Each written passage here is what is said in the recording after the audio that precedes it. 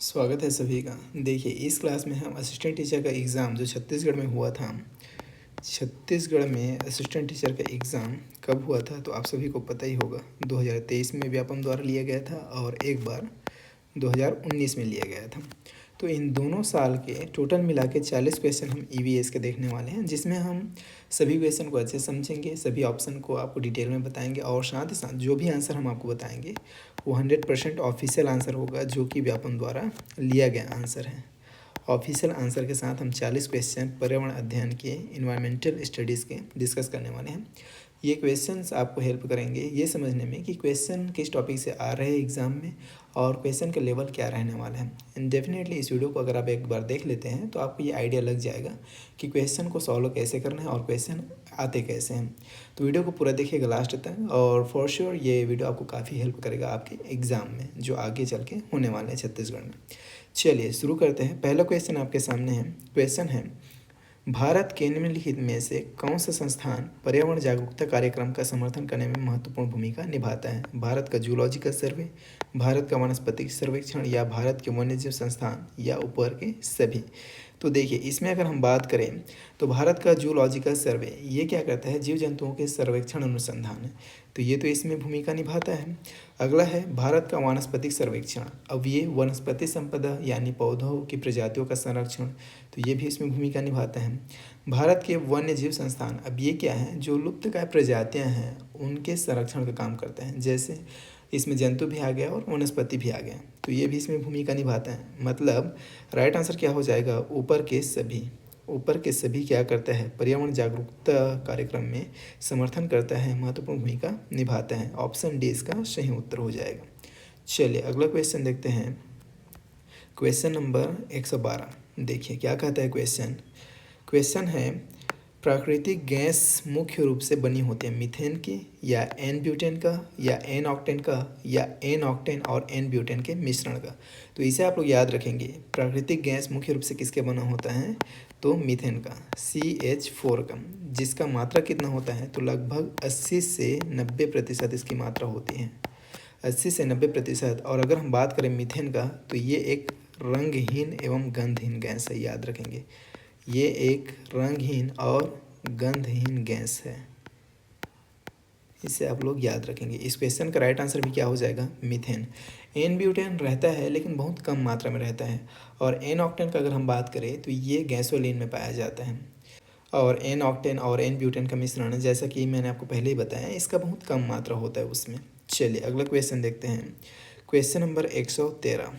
देखिए question number 113 क्या कहते हैं, सवाल है, ट्रोपोस्फियर और थर्मोस्फियर संबंधित है, किससे संबंधित है, वायुमंडल से या स्थलमंडल से या जलमंडल से या जीवमंडल से, ये आपको बताना है।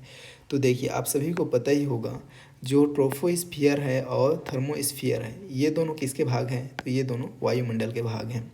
तो राइट आंसर क्या हो जाएगा, ऑप्शन ए वायुमंडल। स्थलमंडल की अगर हम बात करें तो ये क्या है, पृथ्वी की सबसे ऊपरी परत है, आप सभी को पता है ये चीज़। उसके बाद अगर हम जलमंडल की बात करें तो ये पानी की कुल मात्रा को दिखाते हैं, जैसे महासागर, नदियाँ, झील, भूमिगत पानी सभी आ गए इसमें। और जीवमंडल, स्थलमंडल और जलमंडल में रहने वाले जीव इसमें शामिल होते हैं। चलिए अगला क्वेश्चन देखते हैं। Question number 114। देखिए क्या है क्वेश्चन, सवाल है, माइंड सेल्फ एंड सोसाइटी पुस्तक किसने लिखी है, किसने लिखा है ये आपको बताना है। Human, Gramsci, Mead, Giddens. तो देखिए अगर हम बात करें ह्यूमन का, तो ह्यूमन क्या है, एक मानव प्रजाति का सूचक है ये ह्यूमन। और ग्रामस्की ये प्रिजन नोट्स की रचना, ये किसकी रचना की है, तो प्रिजन नोट्स, ये नाम याद रखेंगे, अगला एग्जाम में ये भी पूछा जा सकता है, प्रिजन नोट्स की रचना की है, ठीक है, ये रचना याद रखेंगे। और मीड की अगर हम बात करें तो इस पुस्तक को किसने लिखा है, मीड ने।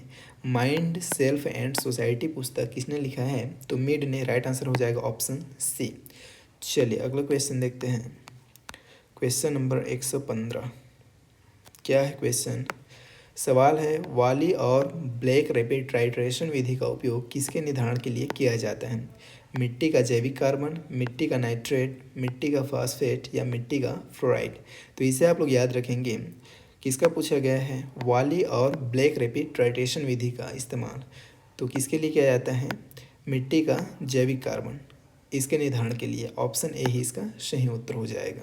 चलिए अगला क्वेश्चन देखते हैं। क्वेश्चन नंबर 116 बेहद इंपॉर्टेंट सवाल है। देखिए सवाल क्या है। सवाल आपसे पूछा गया है मनुष्य का प्रथम सामाजिक समूह कौन सा है। 4 ऑप्शन आपको दिए गए हैं, समाज, समुदाय, परिवार, अड़ोस पड़ोस। तो प्रथम सामाजिक समूह कौन सा होता है, तो ये आप सभी लोग याद रखेंगे, फैमिली, परिवार। कौन होता है, तो फैमिली। बच्चा का ये सोशलाइजेशन यहीं से होता है। बच्चे का सोशलाइजेशन का शुरुआत कहाँ से होता है, तो आप कहेंगे परिवार से होता है। बच्चा यहाँ से क्या क्या सीखता है, तो मुख्य रूप से बच्चा यहाँ से मूल्यों को सीखता है, मूल्य, वैल्यूज़। साथ ही साथ व्यवहार करना सीखता है और संबंध बनाना भी यहीं से सीखता है, संबंध बनाना। और उसके बाद अगर हम बात करें आस पड़ोस का, तो ये परिवार के बाद आता है। आस पड़ोस परिवार के बाद आता है। और समाज क्या है, तो समाज व्यक्तियों का एक बड़ा समूह है। और समुदाय क्या है, ये सब आप लोग जान रहे हैं।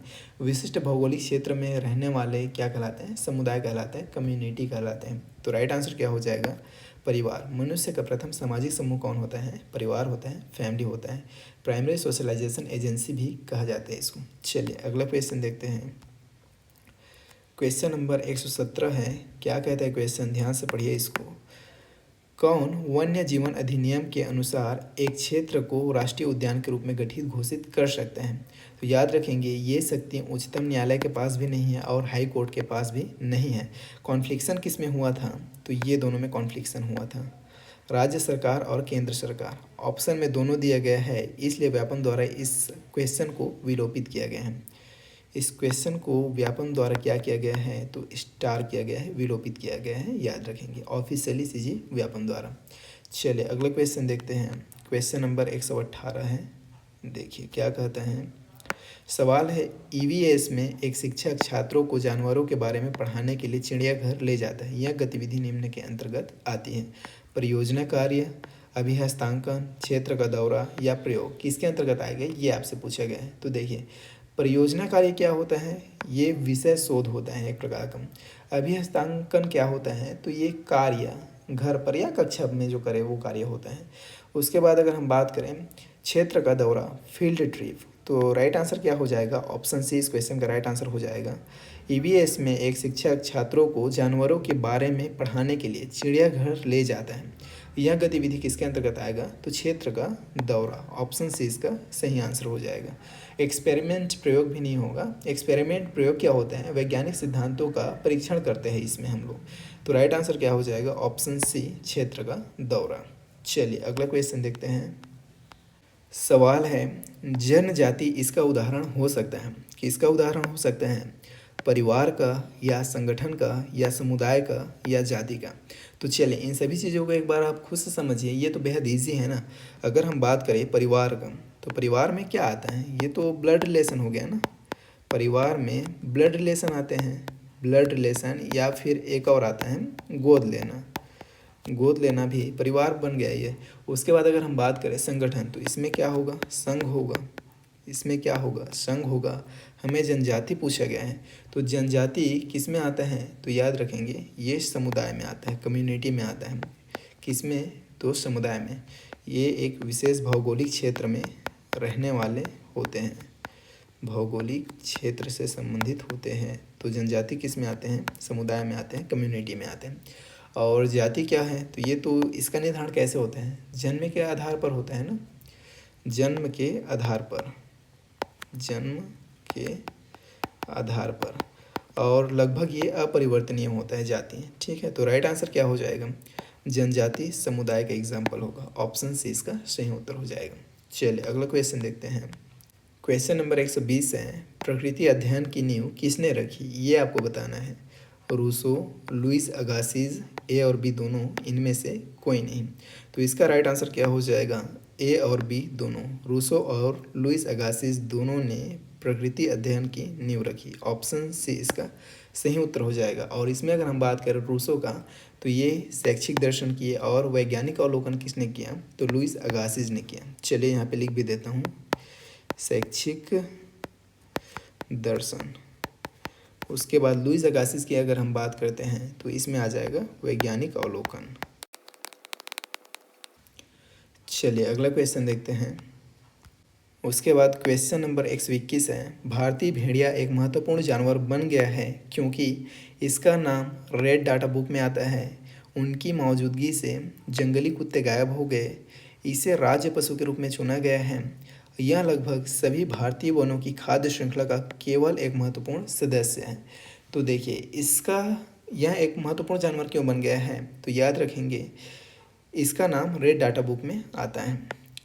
भारतीय भेड़िया एक महत्वपूर्ण जानवर बन गया है क्योंकि इसका नाम रेड डाटा बुक में आता है। ऑप्शन ए ही इसका करेक्ट आंसर हो जाएगा। ऑप्शन बी क्या कहता है, उनकी मौजूदगी से जंगली कुत्ते गायब हो गए। ऐसा नहीं है। इसे राज्य पशु के रूप में चुना गया है। ऐसा भी नहीं है। अगला है, यह लगभग सभी भारतीय वनों की खाद्य श्रृंखला का केवल एक महत्वपूर्ण सदस्य है। ऐसा भी नहीं है। तो राइट आंसर क्या हो जाएगा, ऑप्शन ए। इसका नाम रेड डाटा बुक में आता है, इसीलिए भारतीय भेड़िया एक महत्वपूर्ण जानवर बन गया है, याद रखेंगे। चलिए अगला क्वेश्चन देखते हैं। क्वेश्चन नंबर 122 सवाल है, निम्न में से कौन सा विषाणु जनित रोग है। जो विषाणु जनित रोग है जो वायरस से होता है ये आपको बताना है। वायरस से होने वाले डिसीज़ कौन सा है ये आपसे पूछा गया है। 4 ऑप्शन आपको दिया गया है। देखिए पहला ऑप्शन क्या है, डिप्थीरिया, फिर है फाइलेरियासिस, कुष्ठ रोग, इन्फ्लुएंजा। इन चारों में से जो वायरस से होता है उसे आपको चुनना है। बहुत आसान है। देखिए अगर हम बात करें डिप्थीरिया का, तो डिप्थीरिया किससे होता है, ये बैक्टीरिया से होता है। ये बैक्टीरिया से होता है। उसके बाद अगर हम बात करें फाइलेरियासिस का, तो इसे आप लोग याद रखेंगे, ये कृमि से होता है। कृमि से होने वाला रोग है फाइलेरियासिस। उसके बाद अगर हम बात करें कुष्ठ रोग का, तो ये भी बैक्टीरिया से होता है। ये बैक्टीरिया से होने वाले डिसीज़ हैं। और उसके बाद अगर हम बात करें इन्फ्लुएंजा का, तो ये वायरस से होने वाली बीमारी है। ये वायरस से होने वाली बीमारी है और पूछा ही यही है। तो राइट आंसर क्या हो जाएगा, ऑप्शन डी इन्फ्लुएंजा इस क्वेश्चन का सही उत्तर हो जाएगा। इन्फ्लुएंजा एक वायरस से होने वाली बीमारी है, विषाणु जनित रोग है। और इसके अलावा जो बाकी बताया हूँ, डिप्थीरिया, फाइलेरियासिस, कुष्ठ रोग, इन सभी को आप लोग याद रखेंगे। सवाल तो आपसे कैसे भी पूछा जा सकता है, इस बात को आप अपने ध्यान में रखेंगे। चलिए अगला क्वेश्चन देखते हैं। क्वेश्चन नंबर 123 क्या कहता है। क्वेश्चन नंबर 123, निम्न में से कौन सा मिट्टी में एक एंडो एंजाइम है। जो एंडो एंजाइम है उसे आपको बताना है। पहला है सेलुलेज, इन्वर्टेज, प्रोटीएज, डिहाइड्रोजिनेज। तो इनमें से कौन सा एक एंडो एंजाइम है ये आपको बताना है। तो यहाँ पे देखिए अगर हम बात करें सेलुलेज का, तो ये एक एक्सो एंजाइम है। ये एक एक्सो एंजाइम है। उसके बाद प्रोटीएज, ये भी क्या है, एक एक्सो एंजाइम है। ये भी एक एक्सो एंजाइम है, इसे भी आप लोग याद रखेंगे। और डिहाइड्रोजिनेज ये क्या है, ये एक एंडो एंजाइम है जो कि इस क्वेश्चन में पूछा गया है। चलिए अगला क्वेश्चन देखते हैं। क्वेश्चन नंबर 124, प्रश्न संख्या 124 है, सूची 1 और सूची 2 का मिलान करिए। इधर आपको सूची 1 दिया गया है और इधर सूची 2 है। यहाँ पे आपको मिलान करना है। तो देखिए अगर हम बात करें विश्व स्वास्थ्य दिवस कब मनाया जाता है, तो आप सभी को पता होगा 7 अप्रैल को विश्व स्वास्थ्य दिवस मनाया जाता है। उसके बाद विश्व जनसंख्या दिवस आप सभी को मालूम होगा 11 जुलाई को मनाया जाता है। विश्व ओजोन दिवस कब मनाया जाता है, तो 16 सितंबर को विश्व ओजोन दिवस मनाया जाता है। और विश्व एड्स दिवस 1 दिसंबर को मनाया जाता है। इस हिसाब से अगर हम देखें तो पहला क्या आया, पहले आया चौथा, उसके बाद आया कौन सा, तीसरा आया, उसके बाद क्या आया, तो आप कहेंगे पहला आया फिर आया दूसरा। मतलब चौथा तीसरा पहला दूसरा, चौथा तीसरा पहला दूसरा। एक ही ऑप्शन में पहले चौथा है, फिर तीसरा है, फिर पहला है, फिर दूसरा है। तो यस, ऑप्शन बी इस क्वेश्चन का राइट आंसर हो जाएगा। विश्व स्वास्थ्य दिवस कब मनाया जाता है, तो याद रखेंगे 7 अप्रैल को। विश्व जनसंख्या दिवस कब मनाया जाता है, 11 जुलाई को। विश्व ओजोन दिवस कब मनाया जाता है, 16 सितंबर को। और विश्व एड्स दिवस कब मनाया जाता है, तो आप लोग याद रखेंगे 1 दिसंबर को। पूरा ये इम्पॉर्टेंट है, इसे आप लोग याद रखेंगे। इनमें से कोई भी आपको पूछा जा सकता है, तो ये एक मोस्ट इम्पॉर्टेंट क्वेश्चन है। चलिए अगला क्वेश्चन देखते हैं। सवाल है, बीओडी स्तर खालिस्तान वाला पानी बहुत अच्छा माना जाता है। तो ये बीओडी क्या होता है, बायोकेमिकल ऑक्सीजन डिमांड। क्या होता है, इसका फुल फॉर्म याद रखेंगे, biochemical oxygen demand. Biochemical oxygen demand, और इसका स्तर जितना कम होगा वह पानी उतना ही अच्छा माना जाएगा। तो जो सबसे कम है वही ऑप्शन इसका राइट आंसर हो जाएगा, जिसे आप लोग आसानी से देख सकते हैं ऑप्शन ए में। ऑप्शन ए में क्या दिया गया है, 1 से 2 ppm। Then definitely right answer इसका क्या हो जाएगा, तो ऑप्शन ए 1 से 2 ppm। अब यहाँ पे 2 से 3 ppm ये भी कम ही है, लेकिन इससे कम कौन है, तो ऑप्शन ए। और 3 से 5 ppm ये क्या होता है, एवरेज है, ये एक एवरेज स्तर है इसका। उसके बाद अगर हम बात करें 4 से 5 ppm, ये बहुत अधिक है, ये बहुत अधिक है, ठीक है, ये बहुत अधिक है, और जितना कम होगा उतना ही अच्छा माना जाएगा। तो राइट आंसर इसका क्या हो जाएगा, ऑप्शन ए 1 से 2 ppm। चलिए अगला क्वेश्चन देखते हैं। सवाल है, एक भूकंप को प्रमुख के रूप में रेट किया जाता है यदि रिक्टर स्केल में इसकी तीव्रता की सीमा होती है कितना, 4.0 से 4.9, या 5.0 से 5.9, या 6.0 से 6.9, या 7.0 से 7.9। तो इसे आप लोग याद रखेंगे। राइट आंसर क्या हो जाएगा, ऑप्शन डी 7.0 से 7.9 इसका करेक्ट आंसर हो जाएगा। एक भूकंप को प्रमुख के रूप में रेट किया जाता है यदि रिक्टर स्केल में इसकी तीव्रता कितनी हो, 7.0 से 7.9। ऑप्शन डी इसका सही उत्तर हो जाएगा। चलिए अगला क्वेश्चन देखते हैं। क्वेश्चन नंबर 127 आपके सामने है, देखिए क्या कहते हैं। सवाल है, भारत के पर्यावरण संरक्षण अधिनियम को अधिनियमित किया गया था कब, ये आपसे पूछा गया है। मई 1986 में, या नवंबर 1986 में, या जून 1972 में, या जून 2012 में। तो देखिए आप सभी लोग याद रखेंगे, मई 1986 में भारत के पर्यावरण संरक्षण अधिनियम को अधिनियमित किया गया था। तो इसका राइट आंसर क्या हो जाएगा, ऑप्शन ए मई 1986। नवंबर नहीं होगा, याद रखेंगे, इसमें नवंबर 1986 दिया गया है, नवंबर नहीं है, मई है, याद रखेंगे आप लोग। और जून 1972, अब ये जून 1972 भी आप लोग याद रखेंगे। क्या हुआ था इसमें, तो स्टॉकहोम सम्मेलन। क्या हुआ था, स्टॉकहोम सम्मेलन, स्टॉकहोम सम्मेलन, ये भी पूछा जाता है, तो इसे भी आप लोग याद रखेंगे, ये भी बेहद इंपॉर्टेंट है। स्टॉकहोम सम्मेलन हुआ जिसमें भारत के पर्यावरण कानून को प्रेरणा दी गई, और जून 2012 नहीं होगा। ऑप्शन ए इसका सही उत्तर हो जाएगा। भारत के पर्यावरण संरक्षण अधिनियम को अधिनियमित कब किया गया था, तो मई 1986 को। चलिए अगला क्वेश्चन देखते हैं। क्वेश्चन नंबर 128 है, सभी खाद्य श्रृंखलाएं पौधों से ही क्यों शुरू होती हैं, क्योंकि पौधे आसानी से उग जाते हैं, क्योंकि पौधे पौष्टिक होते हैं, क्योंकि पौधे अपनी ऊर्जा स्वयं उत्पन्न कर सकते हैं, क्योंकि पौधों को ऊर्जा की आवश्यकता नहीं होती। देखिए अब क्या पूछा गया उसको ध्यान से समझिए। सभी खाद्य श्रृंखलाएं पौधों से ही क्यों शुरू होती है, ये आपसे पूछा गया है, इसका कारण क्या है ये आपको बताना है। तो देखिए, क्योंकि पौधे आसानी से उग जाते हैं, ये इसका कारण है क्या, जी नहीं। क्योंकि पौधे पौष्टिक होते हैं, ये भी इसका कारण नहीं है। क्योंकि पौधे अपनी ऊर्जा स्वयं उत्पन्न कर सकते हैं, क्योंकि पौधों को ऊर्जा की आवश्यकता नहीं होती, ऐसा कहना तो बिल्कुल गलत बात है। राइट आंसर क्या हो जाएगा, तो ऑप्शन सी, क्योंकि पौधे अपनी ऊर्जा स्वयं उत्पन्न कर सकते हैं, इसीलिए सभी खाद्य श्रृंखलाएं पौधों से ही शुरू होती हैं। इस बात को आप लोग याद रखेंगे। चलिए अगला क्वेश्चन देखते हैं। क्वेश्चन नंबर 129, क्या कहता है सवाल आपसे, ध्यान से पढ़िए इसको। कपास के बीजों से रुई को अलग करने की प्रक्रिया है, बुनाई, कतरनी, कताई, मोटाई। क्या पूछा गया है सवाल में, कपास के बीजों से रुई को अलग करने की प्रक्रिया, ये क्या कहलाती है, ये आपको बताना है। तो देखिए पहला ऑप्शन क्या है, बुनाई। अब बुनाई क्या है, धागा जोड़कर कपड़ा बनाना, धागा जोड़कर कपड़ा बनाना, धागा जोड़कर कपड़ा बनाना। देखिए सभी ऑप्शन इंपॉर्टेंट है। आज आपसे ये पूछे गए हैं, आने वाले कल को अगले एग्ज़ाम में ये चारों में से कोई दूसरा पूछा जा सकता है, इसलिए आपको सभी ऑप्शन के आंसर पता होना चाहिए। बुनाई क्या होता है, तो धागा जोड़कर कपड़ा बनाना। चलिए इसको थोड़ा सा मैं यहाँ पे छोटा कर देता हूँ ताकि और चीज़ों को लिखते बने।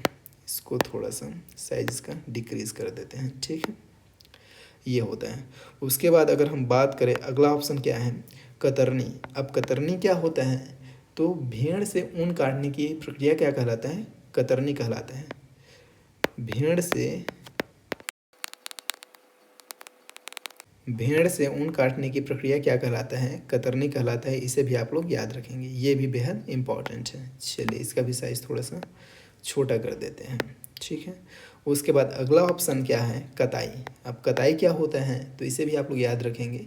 कपास के रेशों से धागा अलग करना। मैंने क्या कहा? कपास के रेशों से, कपास के रेशों से धागा अलग करना क्या कहलाता है? तो आप कहेंगे कताई कहलाता है। इसे भी आप लोग याद रखेंगे, ये सवाल भी आपसे पूछा जा सकता है, ये भी इम्पॉर्टेंट पॉइंट है।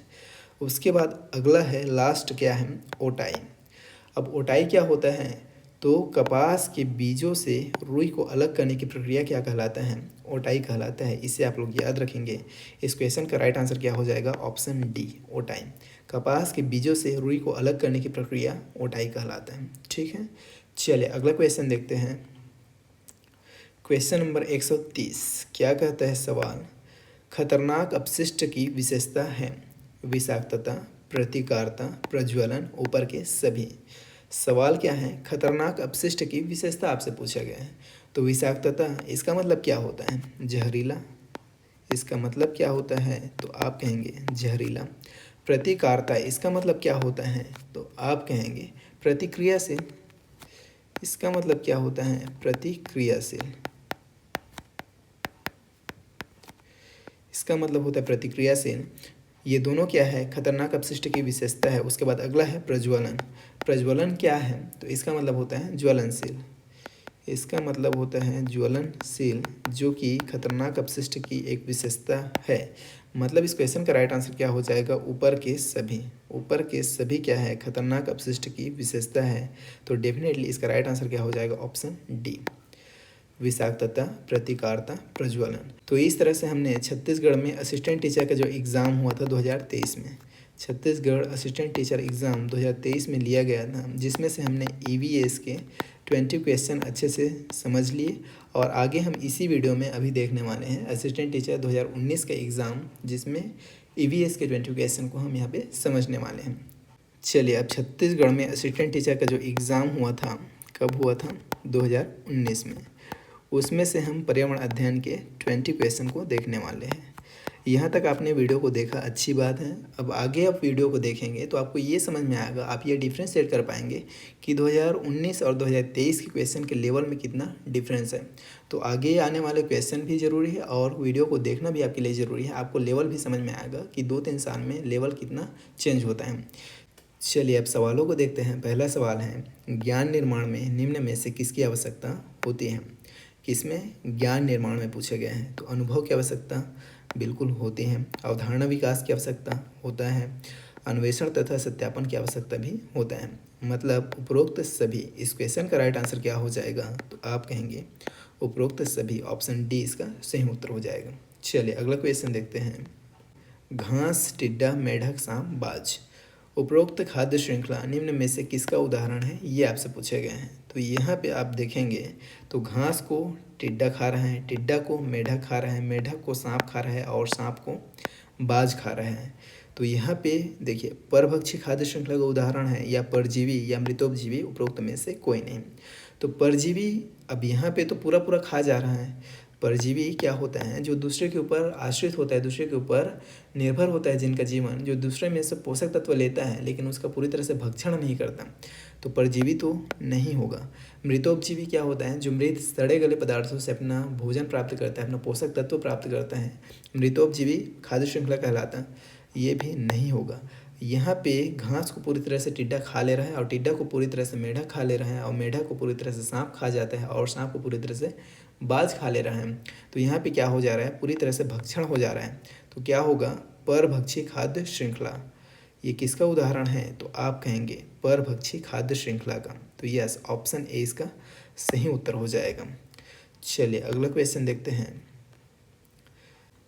निम्न में से कौन गतिविधि की विशेषता नहीं है? सवाल में क्या है? तो सवाल में नहीं है पूछा गया है। मतलब जो गतिविधि की विशेषता नहीं है उसे आपको बताना है। मतलब बाकी 3 गतिविधि की विशेषता होगी। देखिए सवाल में ऑप्शन क्या है? मानसिक प्रयास गतिविधि की विशेषता है। बच्चे की सक्रिय भागीदारी, ये भी किसी भी एक्टिविटी का, गतिविधि का विशेषता है।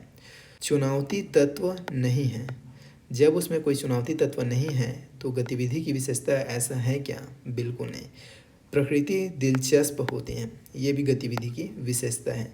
एक ही ऑप्शन है जो गतिविधि की विशेषता नहीं है, ऑप्शन सी। चुनौती तत्व नहीं है, ये गतिविधि की विशेषता नहीं है। तो राइट आंसर क्या हो जाएगा इस क्वेश्चन का? आप कहेंगे ऑप्शन सी इसका राइट आंसर हो जाएगा। चलिए अगला क्वेश्चन देखते हैं। सवाल है, प्राकृतिक पर्यावरण निम्न में से किन घटकों से मिलकर बनता है? अजैविक घटक, जैविक घटक, ए एवं बी दोनों, सामाजिक घटक। तो ये तो बेहद सरल क्वेश्चन है। प्राकृतिक पर्यावरण की अगर हम बात करें तो ये जैविक घटक और अजैविक घटक दोनों से मिलकर बनता है। तो राइट आंसर क्या हो जाएगा? ऑप्शन सी, ए और बी दोनों। So simple. चलिए अगला क्वेश्चन देखते हैं। Question number 115। निम्न में से कौन सा रोग पोषक तत्वों की कमी से होता है? 4 रोग आपके सामने हैं, पोलियो, मलेरिया, डेंगू, एनीमिया। इन चारों में से उस रोग को आपको बताना है जो पोषक तत्वों की कमी से होता है। तो आप लोग याद रखेंगे पोषक तत्वों की कमी से होने वाला रोग कौन सा है? एनीमिया। ऑप्शन डी इसका सही उत्तर हो जाएगा। एनीमिया ऐसा रोग है जो कि पोषक तत्वों की कमी से होता है। चलिए अगला क्वेश्चन देखते हैं। नक्शे में निरूपण का प्रकार निम्न में से कौन सा होता है? एकविमी, द्विविमी, त्रिविमी, बहुविमी। तो इसे आप लोग याद रखेंगे 2D कैसा होता है? 2D जिसे हिंदी में क्या कहते हैं? द्विविमी। ऑप्शन बी इसका सही उत्तर हो जाएगा। चलिए अगला क्वेश्चन देखते हैं। निम्न में से कौन सा अंतर नक्शे को चित्र से अलग करता है? दृष्टिकोण, पैमाना, निरूपण का प्रकार, उपरोक्त सभी। तो देखिए किससे पूछा गया है, क्या पूछा गया सवाल में? निम्न में से कौन सा अंतर नक्शे को चित्र से अलग करता है? नक्शे को चित्र से अलग करता है दृष्टिकोण, पैमाना और निरूपण, ये तीनों। तो राइट आंसर क्या हो जाएगा? ऑप्शन डी, उपरोक्त सभी इस क्वेश्चन का राइट आंसर हो जाएगा। चलिए अगला क्वेश्चन देखते हैं। सवाल क्या है? पर्यावरण अध्ययन सीखने की प्रक्रिया में उपकरणों का सही उपयोग निम्न में से किस दृष्टिकोण से संबंधित है? ये आपको बताना है। जानकारी आधारित दृष्टिकोण, अवधारणा आधारित दृष्टिकोण, कौशल आधारित दृष्टिकोण, मूल्य आधारित दृष्टिकोण। सवाल में किसका पूछा गया है? पर्यावरण अध्ययन सीखने की प्रक्रिया में उपकरणों का सही उपयोग निम्न में से किस दृष्टिकोण से संबंधित है? तो इसे आप लोग याद रखेंगे कौशल आधारित दृष्टिकोण। ऑप्शन सी इसका सही उत्तर हो जाएगा। पर्यावरण अध्ययन सीखने की प्रक्रिया में उपकरणों का सही उपयोग कौशल आधारित दृष्टिकोण से संबंधित है। Option C will be right answer. चलिए अगला क्वेश्चन देखते हैं। Question number 119। सवाल आपसे पूछा जा रहा है फ्लूओरोसिस रोग का कारण है। क्या कारण है ये आपको बताना है। फ्लोराइड की कमी, फ्लोराइड की अनुपस्थिति, फ्लोराइड की अधिकता, उपरोक्त सभी।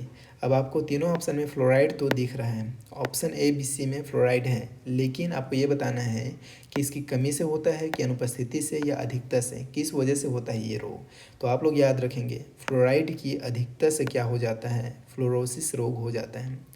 फ्लोराइड की अधिकता से याद रखेंगे, इंपॉर्टेंट क्वेश्चन है, कई बार एग्जाम में पूछा जा चुका है और आगे भी आपसे पूछा जा सकता है। इस बात को आप नोट डाउन करके रखेंगे। चलिए अगला क्वेश्चन देखते हैं। Question number 120, 120। क्या कहता है सवाल?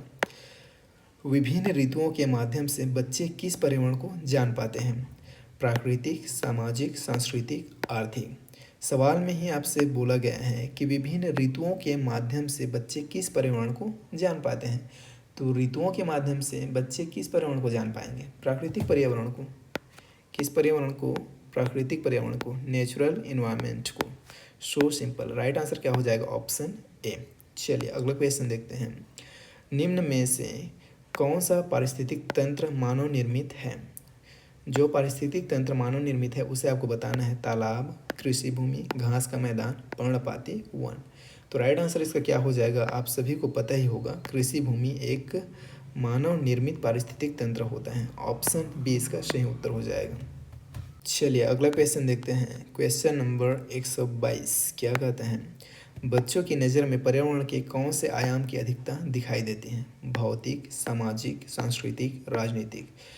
किसके नज़र में पूछा गया है, तो याद रखेंगे बच्चों के नज़र में पर्यावरण के कौन से आयाम की अधिकता दिखाई देती है, तो सो सिंपल फिजिकल भौतिक आयाम। इसका राइट आंसर हो जाएगा ऑप्शन ए। आसपास में क्या मौजूद है, पेड़ पौधे जीव जंतु, जो फिजिकल चीज़ें हैं उसे ही बच्चे देख पाते हैं, उन्हीं की अधिकता उनकी नज़रों में दिखाई देती हैं। तो फिजिकल आयाम, भौतिक आयाम इसका सही उत्तर हो जाएगा। सामाजिक, सांस्कृतिक, राजनीतिक ये सब नहीं होगा। बच्चा है, राजनीति से तो वैसे भी कोई संबंध नहीं है उसका। चलिए अगला क्वेश्चन देखते हैं। सवाल है निम्न में से कौन गतिविधि नहीं है। जो गतिविधि नहीं है उसे आपको बताना है, मतलब बाकी 3 गतिविधि है। कौन कौन सा गतिविधि है उसे देख लेते हैं। सामग्री का उपयोग, ये तो गतिविधि होगा, एक्टिविटी होगा। अगला है खेल, खेल भी एक्टिविटी होगा। शिक्षक द्वारा प्रदर्शन, कोई अनुभव भी गतिविधि होगा, लेकिन शिक्षक द्वारा प्रदर्शन इसमें कोई गतिविधि नहीं होगा। बच्चे तो बस देख रहे हैं, प्रदर्शन कौन कर रहे हैं, शिक्षक कर रहे हैं। तो इसमें ये क्या है, ये कोई भी गतिविधि नहीं है। ऑप्शन से इसका सही उत्तर हो जाएगा, जो कि ऑफिशियली व्यापम द्वारा लिया भी गया है। चलिए अगला क्वेश्चन देखते हैं। क्वेश्चन नंबर 124 आपके सामने है। क्या कहता है सवाल। सवाल है पर्यावरण अध्ययन पाठ्यक्रम से निम्न में से कौन सी अपेक्षाएं हैं, ये आपसे पूछा गया है। मूल्यों की समझ, अवधारणाओं की समझ, जानकारियों का संग्रह एवं कौशल विकास, या उपरोक्त सभी। सवाल में आपसे क्या पूछा गया है, पर्यावरण अध्ययन पाठ्यक्रम से निम्न में से कौन सी अपेक्षाएं हैं, ये आपको बताना है। तो देखिए मूल्यों की समझ, अवधारणाओं की समझ और जानकारियों का संग्रह एवं कौशल विकास, ये सभी अपेक्षाएं किससे हैं, पर्यावरण अध्ययन पाठ्यक्रम से। तो राइट आंसर क्या हो जाएगा, ऑप्शन डी, उपरोक्त सभी इसका सही उत्तर हो जाएगा। चलिए अगला क्वेश्चन देखते हैं। Question number 125। सवाल क्या है, रचनावाद का सिद्धांत निम्न में से किस पर आधारित है। किस पर आधारित है ये आपको बताना है। कौन सा सिद्धांत, रचनावाद का सिद्धांत अवलोकन पर आधारित है क्या, या वैज्ञानिक अध्ययन पर, या ए एवं बी दोनों पर, या अनुभव पर। तो रचनावाद का सिद्धांत किस पर आधारित है, आप लोग याद रखेंगे अनुभव पर, एक्सपीरियंस पर। क्या हो जाएगा, ऑप्शन डी इसका सही उत्तर हो जाएगा। रचनावाद का सिद्धांत अनुभव पर आधारित होता है। चलिए अगला क्वेश्चन देखते हैं। भारत में बाल विवाह निषेध अधिनियम किस वर्ष लागू किया गया। भारत में बाल विवाह निषेध अधिनियम कब लागू किया गया था, ये आपसे पूछा गया है। तो आप लोग याद रखेंगे 2007 में। कब लागू किया गया था, 2007 में। ऑप्शन बी इसका सही उत्तर हो जाएगा, 2007। 2006 में आपको कंफ्यूज नहीं होना है, किस वर्ष लागू किया गया है पूछा गया है। तो लागू कब किया गया था, 2007 में। 2008 2009 तो वैसे भी नहीं होगा। चलिए अगला क्वेश्चन देखते हैं। सवाल क्या है, देखिए सवाल है निम्न में से कौन सा संयुक्त परिवार का लाभ है। किसका लाभ, जॉइंट फैमिली का। जॉइंट फैमिली का लाभ आपसे पूछा गया है, तो कौन सा होगा ये आपको बताना है। पहला ऑप्शन क्या कहता है, बच्चों का बेहतर अध्ययन, ये तो इसका एक लाभ है। आपसी समायोजन, ये भी इसका लाभ है। एकता एवं अनुशासन, ये भी इसका लाभ है। तो इस हिसाब से इसका राइट आंसर क्या हो जाएगा, definitely option D will be right answer. उपरोक्त सभी, ये सभी क्या है, संयुक्त परिवार के लाभ हैं, ज्वाइंट फैमिली के लाभ हैं। चलिए अगला क्वेश्चन देखते हैं। सवाल है प्रोजेक्ट कार्य कराए जाने का प्रमुख उद्देश्य निम्न में से क्या है। प्रोजेक्ट कार्य कराए जाने का उद्देश्य क्या है ये आपको बताना है। सैद्धांतिक शिक्षण, प्रायोगिक शिक्षण, क्षमता का आकलन, स्वमूल्यांकन। तो इसका देखिए मेन उद्देश्य क्या होता है प्रोजेक्ट कार्य कराए जाने का, तो इसे आप लोग याद रखेंगे प्रायोगिक शिक्षण। ऑप्शन बी इसका सही उत्तर हो जाएगा। प्रोजेक्ट कार्य कराए जाने का प्रमुख उद्देश्य क्या है, प्रायोगिक शिक्षण। अगला क्वेश्चन है सीखने में शिक्षक की भूमिका क्या होती है। देखिए ये एक बेहद इम्पॉर्टेंट क्वेश्चन है। ये कई बार KVS और CTET, साथ ही साथ DSSS और उसके अलावा छत्तीसगढ़ में भी बहुत सारे एग्ज़ाम में पूछा जा चुका है। ये एक बेहद ही इम्पॉर्टेंट क्वेश्चन है, इसे आप लोग याद रखेंगे। इंग्लिश में एक वर्ड होता है इसके लिए, फैसिलिटेटर। शिक्षक का रोल क्या है, फैसिलिटेटर का, इसे आप लोग याद रखेंगे। अब यहाँ पे देखिए हिंदी में इसका मतलब होता है मार्गदर्शक भी होता है और सुविधादाता भी होता है।